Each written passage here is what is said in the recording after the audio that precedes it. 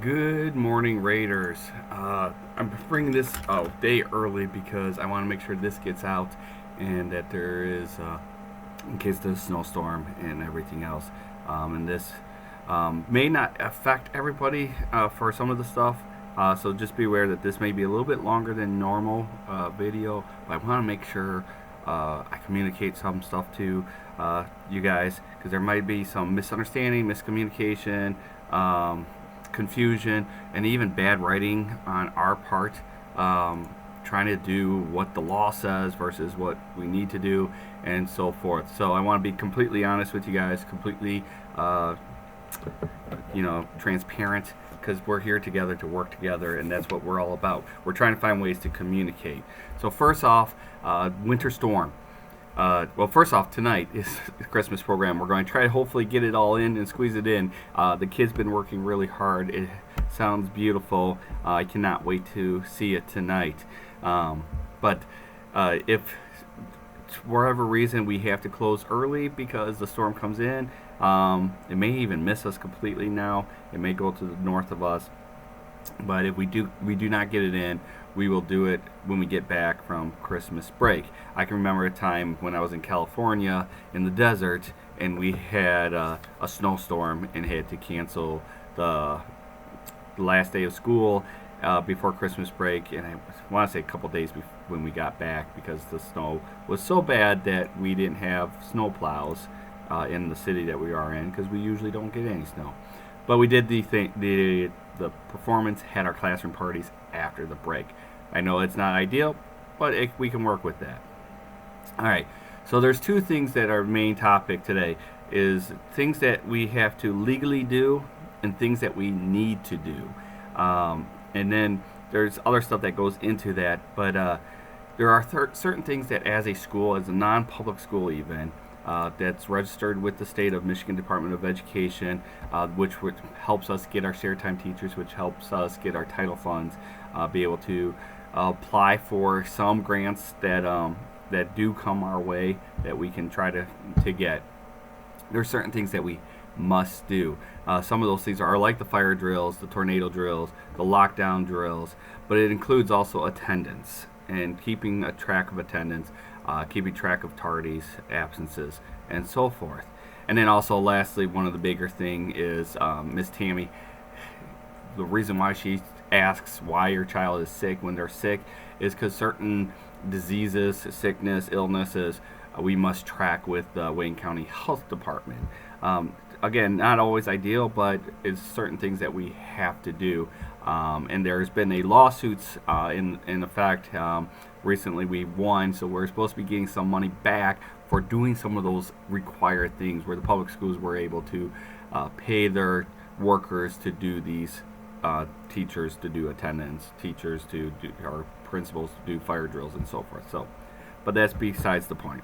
So those are certain things that we are required to do. So some of you got letters starting coming out, tracking, depend tardies and absences. Some of you may have gotten two because of you had so many tardies and so many absences. And that's where maybe some of the confusions, misunderstanding, and even bad writing in our part comes through.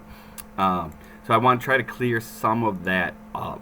So when we're looking at these things that we are required to do, tardies and absences, excused or unexcused, are things that we have to track.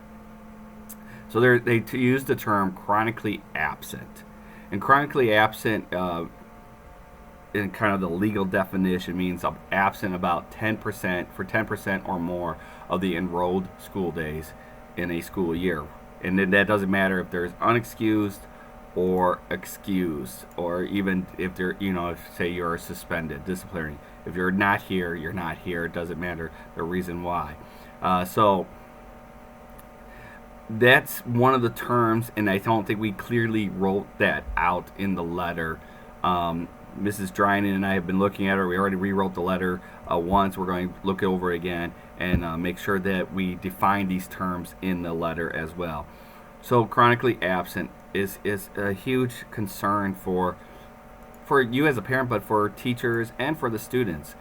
We see students that are chronically absent fall behind academically, can't catch up because they're so overwhelmed or upset that they don't understand what's going on, and that we it's a battle. And I'm sure some of you, even with legitimate sickness, have those fights even at home, trying to get your child to make up the work and to love school even again.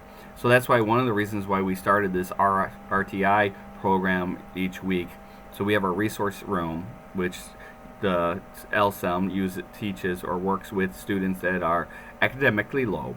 But our RTI is a place where any student that may be behind needs to catch up. So maybe they're absent for a week because they're sick.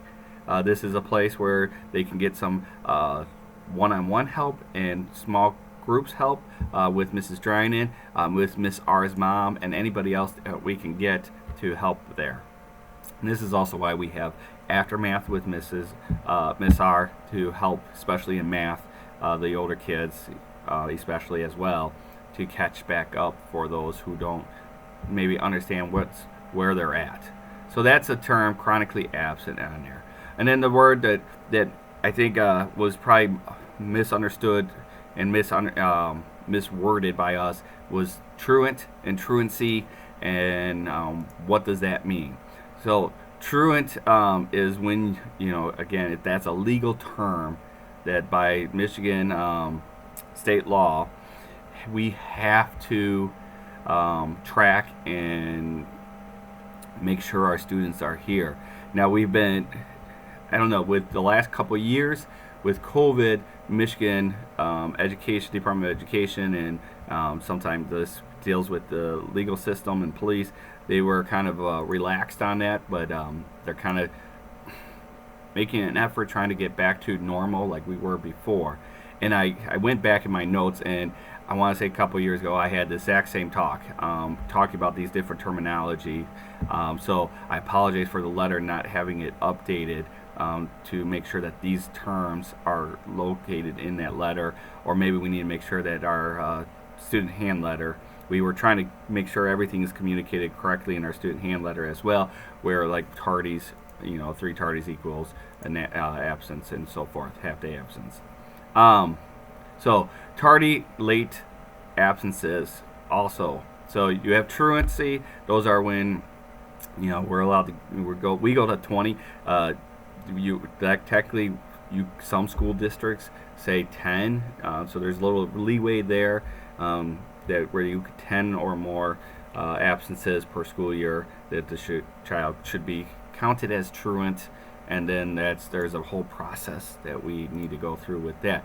And that's the last thing we want is to have. We want to make sure that we are communicating beforehand. And that's what we were trying to do with these letters and emails, is to make sure not everybody is able to check GradeLink all the time. Some of you may not even know that your child is tardy because of certain, maybe they're messing around in the bathroom or in the locker room or taking their time in the hallway. So we try to always get the kids to classroom. But again, you may not know that your child is a little bit late. At 8:10, that's the bell for tardies. So then it goes into late absences with that too. That we kind of look at when do they come in, if it's a half-day absent or just a tardy. And we try to be more forgiving and give a tardy instead of a half-day absences, again, for all these reasons. But a tardy or a half-day absent or a late absent is when the child enters the classroom after the bell. And I know we don't technically have bells, but 8:10 is our tardy bell. Classrooms open at 8. School starts at 8:10. So why are tardies so important to track? Well, besides being, maybe there is a medical reason, but maybe there is another reason. But it is a distraction sometimes, not to just the kids in the classroom, but a distraction for the student that's late. We have seen students come in late, and they feel like they're already behind because they're already missing maybe the beginning of the lesson or the morning work or turning stuff in, and they're just frustrated and stressed out. but it also does affect the students that are already there, and be able to make sure that we don't impact negatively their learning as well. We want everybody to be able to focus and be able to move forward. So that's why we're doing this. And again, I apologize if the letter wasn't clear enough, and we will keep working on it and so forth. If you do have any questions, please don't hesitate to email, call, talk to us. We want your if you have a concern about how something is written, let us know. And we're not perfect. We're sinful too. We make mistakes, and we apologize for it. So those are the kind of the legal thing I wanted to talk about with absences and tardies, chronic absences, and that it does impact. And the teachers and I talked about this. Again, if your kid's sick, we don't want them here. We get that. And is your child going to be marked, truant if they are, have COVID or sickness? No, but we still need to track that. We still need to inform you. Here's where we're at, and here's because it's not when the child is sick. It's sometimes some child can be sick a lot or sick a little, but also miss a lot of days of school for whatever reasons. And that's where it really impacts the kids, is not just missing because you're sick, but when you're sick, because we're all going to get sick, and you add that to times where we're just missing because maybe it's a vacation, maybe it is staying home because there's some snow on the ground, but we're a little bit worried. Maybe it's because you needed to just stay home for whatever reason, couldn't get a person to drive them. Maybe your car broke down, so forth, overslept, and so forth. So we just want to make sure we're informing you guys and communicating. Now, some of the stuff that we need to do, and again, I know that this sounds very legalistic, but some of the stuff is what we have to do and need to do. Is some of you may have received a phone call or an email from Mary Brown, who is working with us, and with some letters that's with another company that we're working with, about tuition, lunch, aftercare, technology, registration, the money stuff. And those are things that we need to do so we can function as a school and be able to make sure that we're open and be able to provide the best academic and spiritual opportunities for your child. So like when we set up our tuition for the year, we are in January I'm going to have our back to school meeting for the following year, and we'll talk about this too. But we look at, okay, what's our expenses here as for the school, as our teachers' salaries, our utilities, our bills that we need as a school need to pay. So we look at that. We get a price range of what that is, and we also look at what is around the community. What are our other private schools charging? Because we don't want to outprice anybody. We don't want to say be like a Texas school that's charging $15,000 when everybody else isn't charging that much. That doesn't make too much sense. So we want to be competitive with our other Lutheran schools and private schools. Then we look at how much can the church, or how much is the church willing to be able to give us this year. And we have been blessed that every year the church has given us money, and to keep us going, to keep your tuition as low as possible. The cost of educating a kid is about $7,900. So if we were charging the full tuition of what it would cost to educate each child, it would be around $7,900. Now, obviously, we're not there, and that's because our church gives us so much money for per kid, and for extra money for those who need financial aid, and that offsets that. So sometimes there's been years where the church has paid 60% of your child's tuition. Now, as a church, we can't always do that, and so it's a balancing. It's a we have to work together and try to figure out, okay, where's that line? And that's where we're looking at, is making sure that people, that sign up to come here pay their tuition, because that goes directly for our teachers, and pay your registrations and your technology fee, because that goes to the curriculum and the items that we need to make sure that we're giving your child the best education possible. So again, if there's something in the letters that it just doesn't sound right to you, let us know, because then we can change it. Again, we know what we're thinking when we write it, and we don't necessarily know what you're thinking or how it's coming off to you, and that's what the open communication is for. So for the 2 emails I did get about the absences and tardy letters, thank you so much for letting us know. Say, hey, when I read this, it just didn't come off well. It doesn't sound like a positive thing. Trust us, we can take that criticism, and we want to take that criticism, because we want to make this the best place for you guys too, and you're part of this. We're here as a team, and you trust us to give your child the best education, and you trust us to do what is right and keeping your kids safe each and every single day. And so I thank you for that, and we want your input so that we can make the best decisions possible. Now, can we always do everything what everybody wants? No, that's impossible. But we want to take all the input and feedback and be able to make a great positive choice that we can.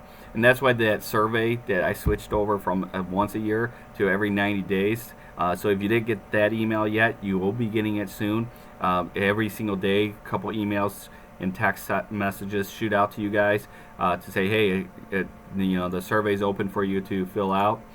And that way, it's a way for us to track stuff and be able to look at our scores and compare from month to month. But there's a parts in there where you can give feedback too, and it can be anonymous, and you can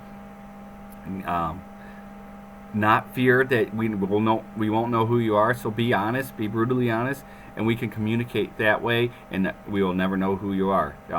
There's many of you have written great stuff for us already, and suggestions. And some of us have had conversations back and forth already through that software, so I appreciate it. I thank you for that. Now, this video is very long, and I apologize for it, but I thought it was very important to make sure I got something out to you guys, and make sure that I'm completely honest with you guys and completely transparent. Even though it's through a video screen, my door is always open if you want to talk. I want your input. We need your input.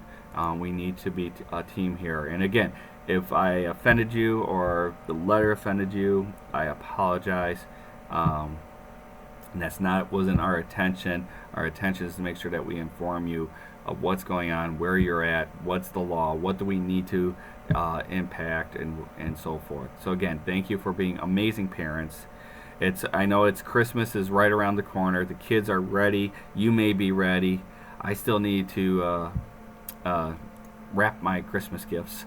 So not that I'm praying for a snow day tomorrow, but I could use a little extra time to wrap all my Christmas gifts. So if I don't see you before Christmas, Merry Christmas and Happy New Year.